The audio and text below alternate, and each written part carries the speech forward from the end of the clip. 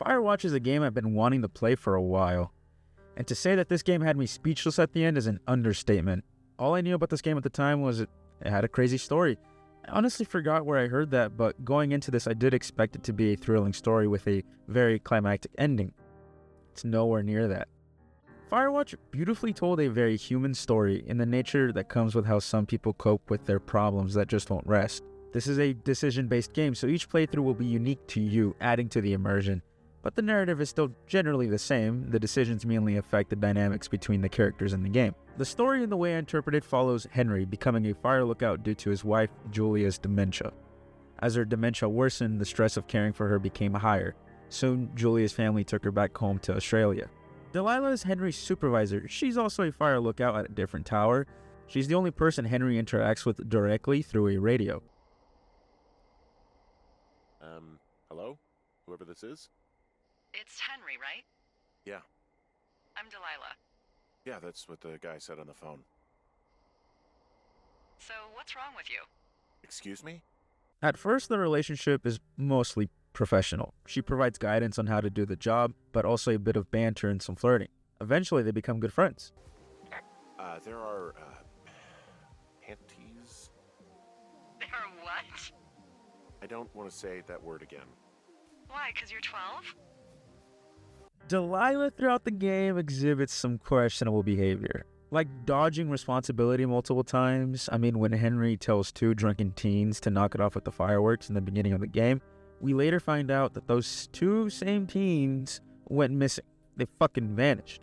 Don't worry, they're not dead. They were arrested for stealing a tractor, but Delilah later says that she told the cops they never met the teens. Probably out of fear that they will be seen as the main suspects. Also during day 2, we can hear Delilah talking to someone else. Clearly not to Henry, clearly not to us. Heyo. I don't think so. Why, have you? Okay, good. No, I don't think he has any idea. Hey, your button is still down. I'm absolutely sure. Would you? All right, I'll let you know if anything changes in that regard. Hey, sorry about that. Anyway, Julia, girlfriend? Ex? Sorry, I don't mean to pry. No, I don't think he has any idea. Sounds suspicious to me, but then again, it could be something else. Also, right after that, when Henry tells Delilah about Julia and how he shouldn't be out here, Delilah says escaping isn't always bad. I guess that's true, but if that's all you do, then is that not always bad? Back to the teens, after they cut down the communication lines, Delilah tells Henry to find them.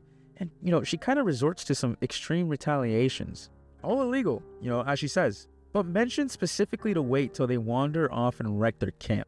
Henry finds an abandoned pack with a lot of good rope and a disposable camera that once belonged to Brian Goodwin. Now, upon hearing this, Delilah shook. She hasn't heard that name in a few years, but explains that he's a 12-year-old boy who was stationed in Two Forks with his dad, Ned. Henry then asks, You can bring children out here? No. I'm not a stickler for rules. They took off halfway through the summer. Why? Where did they go? I don't know. I never really hit it off with old Ned. And, one day they were just gone. Sucks. Again, another example of Delilah's behavior being a little dodgy and saying she isn't a stickler for rules. Now, it'd be fine if it was like a one-time thing, but she's like this throughout the whole game. We find out more about Ned and Brian later in the game, with Delilah mentioning that Ned was an asshole of a father that dragged his son out here, and one day they were just gone. We do eventually talk to Julia, but I don't know if this was a dream or an actual conversation. It was late at night, but during this conversation, Henry seemed kind of cold towards her. Now, of course, he was sleeping and after hiking all day, but to me, I feel like he did not want to talk to her at all. Funny enough, if you, as the player, further your relationship with Delilah, during the first fire of the season, at night, things get a little spicy between them. Are you looking at the fire? Yeah, I am. I love how they look at night. During the day, it's just smoke, but when the sun is down, you can just get lost. Yeah. I'm glad you're here. Me too. Good. I don't talk to the other lookouts as much as I talk to you. Not in the same way. I I know it's probably been a while since you've connected with someone the way we have. I don't mean to get all heavy, but it's been really nice. I wish I was over there.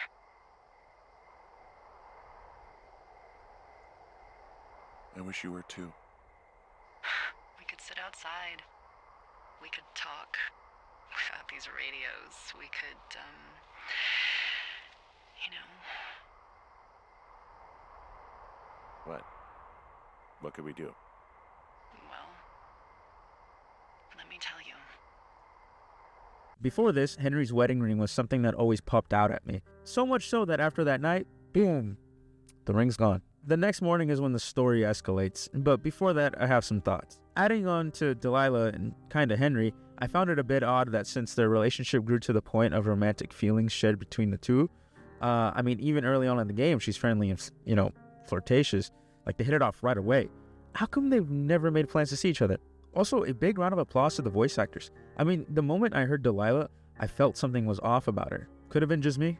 I don't know. When Henry was surveying the communication lines, he stumbled on an area that was fenced off. Delilah didn't know anything about this, and she was, confused. Also, in the beginning of the game, after dealing with the teens, Henry takes a different route back to Two Forks since the rope snapped on him. Henry had to go through a cave, and then in this cave is a locked door. Delilah, of course, didn't know anything about it. Now, why am I bringing up these points this late? Because now they're going to play a role in the story, and I kind of forgot. When you do come across the locked door in the fenced-off area, it added to the suspicion. But at the same time, it was like, what can we do? Maybe it's an area you unlock later, so it just became an afterthought. As Henry walks along the shore of Jonesy Lake, he finds a clipboard that contains conversations, notes, info on Henry and Delilah. Someone's been keeping an eye on them. But who?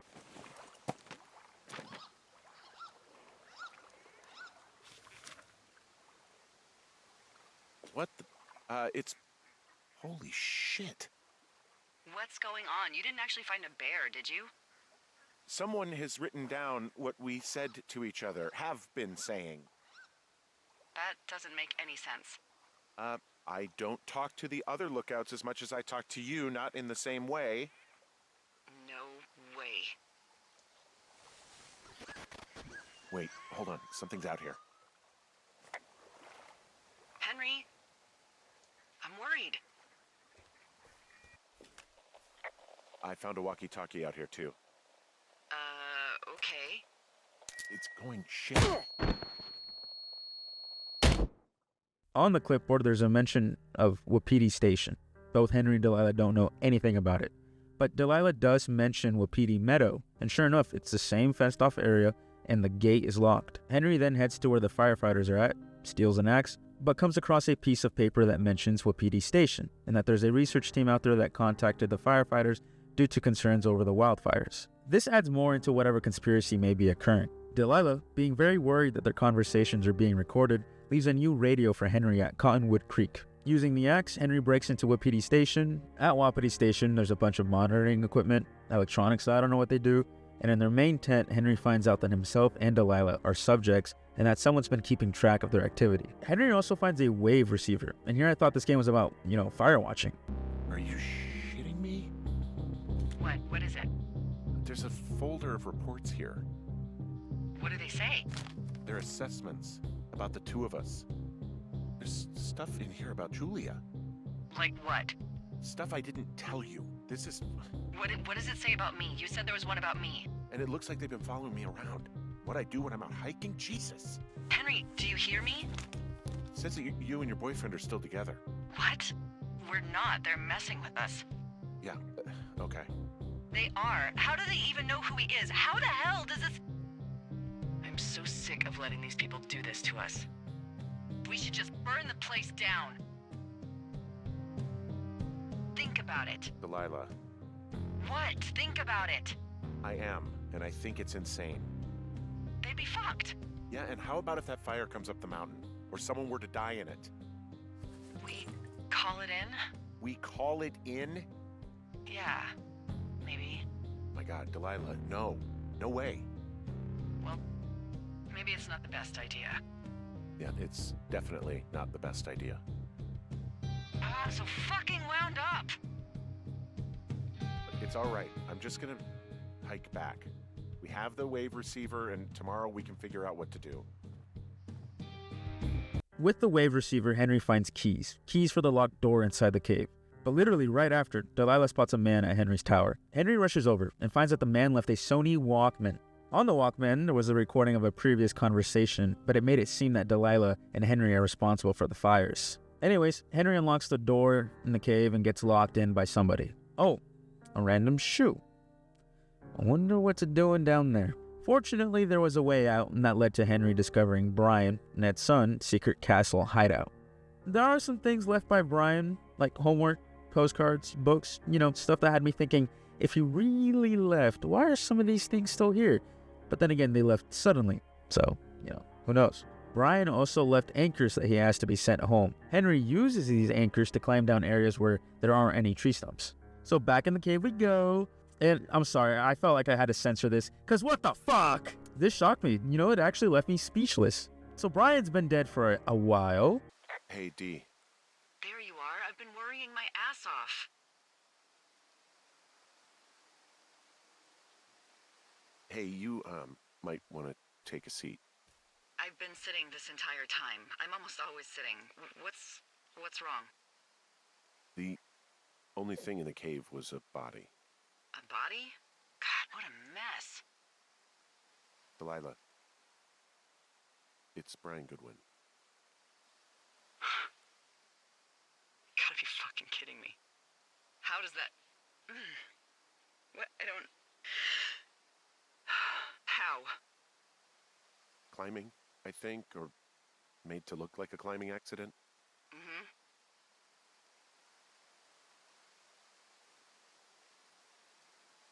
Look, I think that's just what it was. I mean, he was probably exploring the cave and maybe his rope gave out. But whoever locked me in there probably didn't even know about him.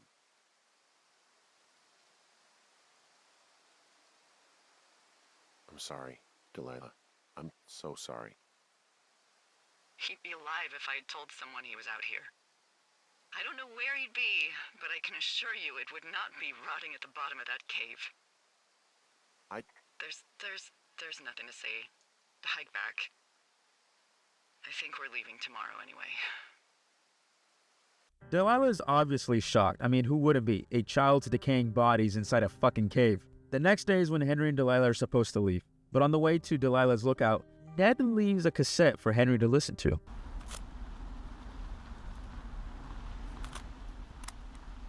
Yeah, hi, Henry. Hey, you better find this before it burns up. We've been causing each other a lot of headaches. Now I gotta go stake out a site that's as fit for living as the one you're about to find. You'll get it when you see it. You can't blame me for keeping an eye on you. Not after bumping into you back in May. Down by the cave, for croc's sake. I've been up here for 3 years. I kept it cozy. Winters are harsh as hell, and I ran out of books. But I got that antenna rigged up, and Delilah, she's a record you don't gotta flip. I kinda get why Brian took to her. About a week ago, I stopped worrying about you finding anything out, and that's right when everything went shithouse with you two. You guys don't know anything about having kids, all right? Nobody knows nothing. It ain't Andy and Opie walking down the lake to fish every afternoon. It ain't Mayberry. But you gotta know I didn't kill him, all right? We were climbing. I was teaching him. Brian was uneducated in the way to do anything. He just fucking didn't sink his anchor the right way. I thought about going back, having to answer questions, and having to get him put in the ground, and I didn't see the point. Don't come looking for me. Sorry about your wife. Turns out, there is no conspiracy. Ned was hiding away nearby, keeping track of Henry and Delilah, so they don't find out about Brian. Brian's death was an accident, I think. Ned also tried to use Wapiti Station as a cover-up. So, everything, all his doing. It was all him. Delilah takes this hard. She mentions that she doesn't know if she should report Brian's body since they'll ask about Ned, but let's be real, she won't. She doesn't want to take responsibility for it. She doesn't even want to wait for Henry. She leaves in the helicopter alone. We arrive at Delilah's lookout, and I must say her drawing of Henry is pretty accurate. We also get one last conversation with Delilah. Hello? Is anybody there? Hi. Yeah, it's me. I'm back at the staging area near the trailhead. I think I see your truck. Red? Colorado plates? Yeah. It's a piece of shit.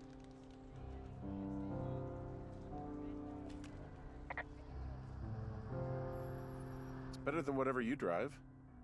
What do you drive? A piece of shit. Well, there you go. Although I think there's a raccoon living in yours. Make sure he's comfy, I guess. Hey, it shouldn't take long for the helicopter to reach you. Okay. There's a debrief in a situation like this. Lots of questions. Shit. So, taking stock, we found out an old lookout killed his only son and decided to become a lonely hermit. Yes. And we prevented one fire? Basically started another. Okay, so that's a wash. Oh, I'll have to figure out what I'm doing every summer from now on that isn't this. You're not coming back? No. And you'll have to... I don't know. Yeah, me neither. I don't know what's next. Tell you what, why don't you choose for me and I'll choose for you? All right, sure. Maybe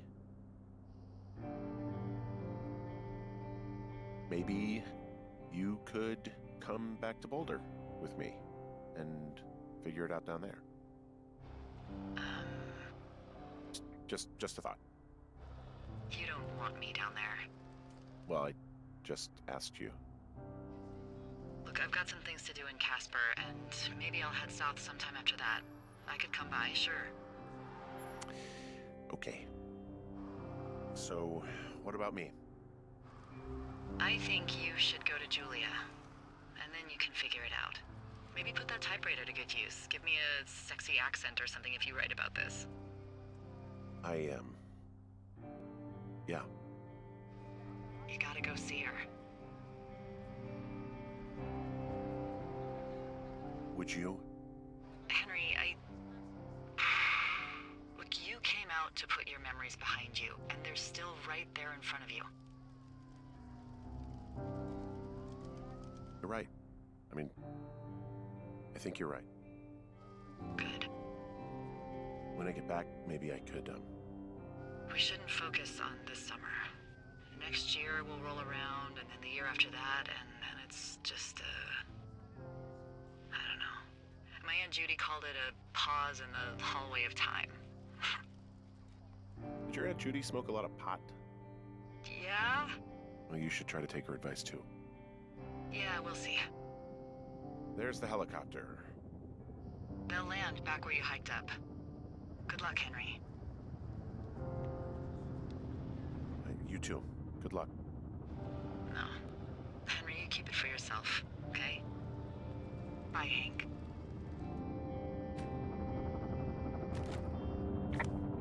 Delilah tells Henry he should go see Julia, since he came out here to put it behind him or hide from it. But clearly, it's a situation that is still right in front of him. And that's it. The helicopter comes and picks up Henry. And that's the story. So all the story was about a man trying to escape a situation at home. A father who got his kid killed, and a woman who deals with their problems by not taking responsibility or resorting to some kind of extreme lengths. It wasn't a big conspiracy. It was nothing more than what it is, and for a video game, it's relieving. A story where you wander around and the only other person you interact with is through a radio. A simple premise that tackles how some people handle their problems. A very human story. And in the end, I feel Henry's the only one who seems to finally understand that he needs to face his problems. This game made me stare at it and process, what the fuck just happened. And for a game to do that, that's only 3 to 6 hours long. Bravo, holy shit.